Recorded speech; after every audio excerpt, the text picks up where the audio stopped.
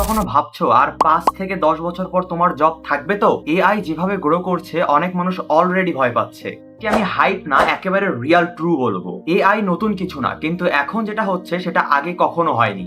আগে machine physical কাজ replace করতো, ফ্যাক্টরি, লেবার, আর কিন্তু এখন এআই রিপ্লেস করছে থিংকিং, রাইটিং, ডিজাইনিং। আজকে এআই আর্টিকেল লিখতে পারে, ছবি তৈরি করতে পারে, ভিডিও এডিট করতে পারে, কোড লিখতে পারে। মানে যেগুলো মানুষ ক্রিয়েটিভ কাজ ভাবতো সেগুলো এখন এআই করছে। এখন প্রশ্ন, সব জব কি চলে যাবে? অ্যান্সার না, কিন্তু অনেক জব চেঞ্জ হবে। হিস্টোরি দেখো, ইন্ডাস্ট্রিয়াল রেভলিউশনে মেশিন আসছে, আবার কম্পিউটার আসার সময় মানুষ ভয় পেয়েছে। কিন্তু কি হয়েছে? পুরনো জব গেছে, নতুন জব আসছে, এখনো একই হবে। তাই র্যাপিটেটিভ কাজ, বেসিক লেভেল কাজ কিন্তু ক্রিয়েট করবে AI operator, AI content creator, automation expert. তাই জব শেষ না, জব ডেভেলপ হচ্ছে।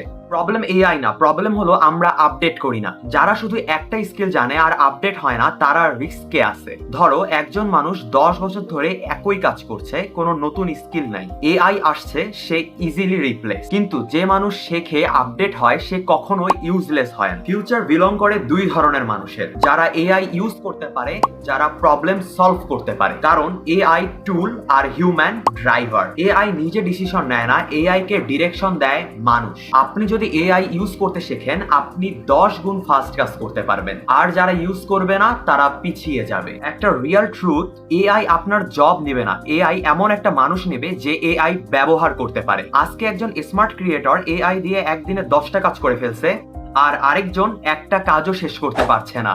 Skill plus adaptation. তাই ভয় পাওয়ার কিছু নেই, কিন্তু ইগনোর করার সুযোগও নেই। আপনি ডিসাইড করেন, আপনি কি সেই মানুষ হবেন যাকে এআই রিপ্লেস করবে, না সেই মানুষ হবেন যে এআই ইউজ করে অন্যদের রিপ্লেস করবে। ফিউচার আর্লি আসছে, প্রশ্ন হলো আপনি রেডি তো?